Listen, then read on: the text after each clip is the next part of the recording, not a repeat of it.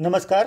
DNX धर्म कर्म में स्वागत है आपका। हमारी संस्कृति में विभिन्न तिथि, पर्व एवं त्योहार में इष्ट पूजन के साथ व्रत रहने का विधान है। इन व्रतों में सर्वाधिक महत्वपूर्ण व्रत एकादशी का होता है। एकादशी का नियमित व्रत रखने से मन की चंचलता समाप्त होती है। अगहन मास मार्गशीर्ष माह के कृष्ण पक्ष एकादशी को उत्पन्ना एकादशी के नाम से जाना जाता है। इस दिन एकादशी माता का जन्म हुआ था, इसलिए इसे उत्पन्ना एकादशी कहा जाता है। इस एकादशी से प्रारंभ कर साल भर एकादशी व्रत की शुरुआत होती है, अर्थात यह हिंदू कैलेंडर के अनुसार पूरे साल भर के एकादशी व्रत रहने के क्रम शुरुआत करने का प्रथम एकादशी है, उत्पन्ना एकादशी। एकादशी व्रत महिमा, व्रत की विधि और इसके पौराणिक कथाओं के क्रम में आज हम जानेंगे उत्पन्ना एकादशी के बारे में। नाम से ही स्पष्ट है, उत्पन्ना अर्थात उत्पन्न अर्थात प्रारंभ। इस दिन एकादशी माता का जन्म हुआ था, इसलिए इसे उत्पन्ना एकादशी के नाम से जाना जाता है। आइए जानते हैं इसके पीछे की पौराणिक कथा और उसका महत्व। ओम नमो भगवते वासुदेवाय नमः। देवी एकादशी श्री हरि का ही शक्ति रूप है, इसलिए इस दिन भगवान विष्णु की पूजा की जाती है। पुराणों के अनुसार इसी दिन भगवान विष्णु ने उत्पन्न होकर राक्षस मूर का वध किया था, इसलिए इस एकादशी को उत्पन्ना एकादशी के नाम से जाना जाता है। मान्यता है कि उत्पन्ना एकादशी का व्रत रखने से मनुष्यों के पिछले जन्म के पाप भी नष्ट हो जाते हैं। उत्पन्ना एकादशी आरोग्य, संतान प्राप्ति और मोक्ष के लिए किया जाने वाला व्रत है। पौराणिक कथा के अनुसार युधिष्ठिर श्री हरि नारायण से कहने लगे, हे भगवान, आपने हजारों यज्ञ और 1,00,000 से भी अधिक गौदान से ज्यादा श्रेष्ठ एकादशी व्रत को बताया है। ऐसा क्यों, और विशेषकर उत्पन्ना एकादशी के बारे में मुझे बताएं। युधिष्ठिर की जिज्ञासा प्रकट करने पर भगवान श्री हरि नारायण ने युधिष्ठिर को उत्पन्ना एकादशी के बारे में बताया। उन्होंने कहा, पौराणिक कथा के अनुसार सतयुग में मूर नाम का दैत्य उत्पन्न हुआ। वह बड़ा बलवान और भयानक था। उस प्रचंड दैत्य ने इंद्र, आदित्य, वसु, वायु, अग्नि आदि सभी देवताओं को पराजित करके स्वर्ग से भगा दिया। तब इंद्र सहित सभी देवता भयभीत होकर भगवान शिव के पास गए और उन्हें मूर के बारे में सारा वृत्तांत कह सुनाया।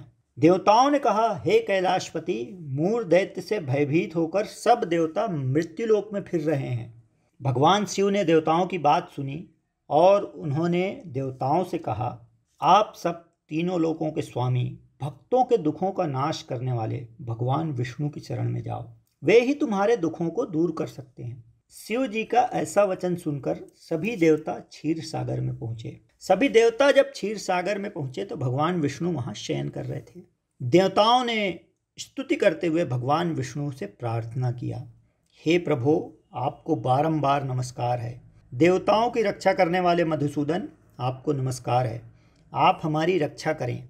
दैत्यों से भयभीत होकर हम सब आपकी शरण में आए हैं। आप इस संसार के कर्ता, माता पिता, उत्पत्ति और पालन करता व संहार करने वाले हैं। सबको शांति प्रदान करने वाले हैं। आकाश और पाताल भी आप ही हैं। सबके पितामह ब्रह्मा, सूर्य, चंद्र, अग्नि, सामग्री, होम, आहुति, मंत्र, तंत्र, जप, यजमान, यज्ञ, कर्म, कर्ता, भोक्ता भी आप ही हैं। आप सर्वव्यापक हैं। आपके सिवा तीनों लोकों में चर तथा अचर कुछ भी नहीं है। उन्होंने भगवान विष्णु से फिर कहा, हे भगवान, दैत्यों ने हमको जीतकर स्वर्ग से भ्रष्ट कर दिया है, स्वर्ग से हमें भगा दिया है। हम सब देवता इधर उधर भागे भागे मारे मारे फिर रहे हैं।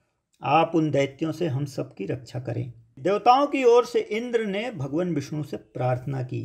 उन्होंने भगवान से बार बार निवेदन किया रक्षा का। इंद्र के वचनों को सुनकर भगवान विष्णु जागे और उन्होंने इंद्र से पूछा, हे इंद्र, ऐसा मायावी दैत्य कौन है जिसने सब देवताओं को जीत लिया? आश्चर्यजनक होकर भगवान विष्णु ने इंद्र से उस दैत्य का नाम पूछा, उसमें कितना बल है जाना, वह किसके आश्रय में है यह पूछा। साथ ही उन्होंने इंद्र से पूछा कि वो दैत्य के रहने का स्थान कहाँ है। भगवान विष्णु के पूछे जाने पर इंद्र ने विस्तार से मूर राक्षस के बारे में भगवान को बताया। उन्होंने कहा, भगवान, प्राचीन समय में एक नाड़ीजंग नामक राक्षस था। उसके महापराक्रमी और लोक विख्यात मूर नाम का एक पुत्र हुआ। उसकी चंद्रावती नाम की एक नगरी है।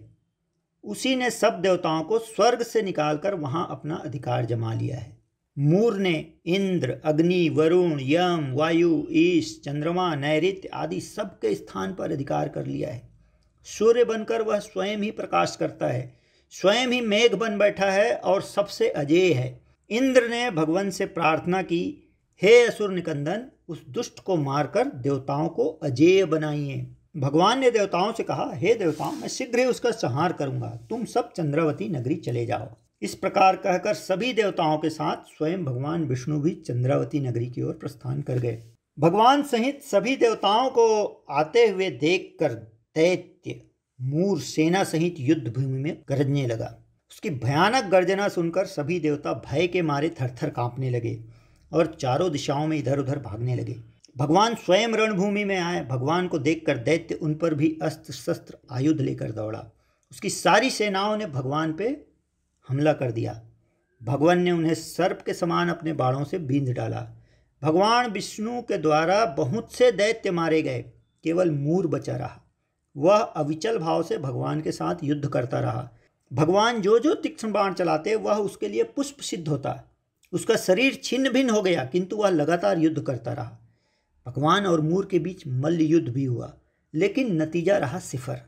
10,000 वर्ष तक उनका युद्ध चलता रहा, किंतु मूर नहीं मरा। लगातार युद्ध से थक कर भगवान बद्रिकाश्रम चले गए। वहाँ हेमवती नामक एक सुंदर गुफा थी। उस गुफा में प्रवेश कर भगवान विष्णु विश्राम करने लगे। हेमवती नामक यह गुफा 12 योजन लंबी थी और उसका एक ही द्वार था। भगवान विष्णु वहाँ गए, गुफा में प्रवेश किए और योग निद्रा की गोद में सो गए। मूर भी भगवान के पीछे पीछे आ गया। वह भगवान को सोया देखकर उनको मारने के लिए उद्यत हुआ। तभी भगवान के शरीर से एक उज्ज्वल कांतिमय रूप वाली देवी प्रकट हुई। देवी प्रकट होकर देवी ने राक्षस मूर को ललकारा और उससे भयंकर युद्ध किया। युद्ध के साथ ही उसे तत्काल मौत के घाट उतार दिया।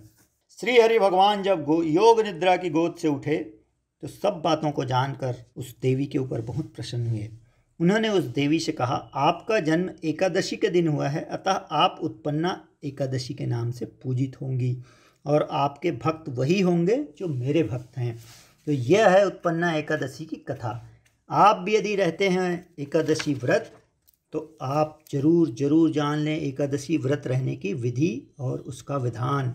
उत्पन्ना एकादशी के दिन भगवान विष्णु के लिए व्रत रखकर उनकी पूजा की जाती है। यह व्रत 2 प्रकार से रखा जाता है, निर्जला और फलाहारी या जलीय व्रत। सामान्यतः निर्जल व्रत पूर्ण रूप से स्वस्थ व्यक्ति को ही रखना चाहिए। अन्य या सामान्य लोगों को फलाहारी या जलीय उपवास रखना चाहिए। दिन की शुरुआत भगवान विष्णु को अर्घ्य देकर करें। अर्घ्य केवल हल्दी मिले हुए जल से ही दें। रोली या दूध का प्रयोग न करें। इस व्रत में दशमी को रात्रि में भोजन नहीं करना चाहिए। एकादशी को प्रातःकाल श्री कृष्ण की पूजा की जाती है। इस व्रत में केवल फलों का ही भोग लगाया जाता है। यह रही उत्पन्ना एकादशी की कथा।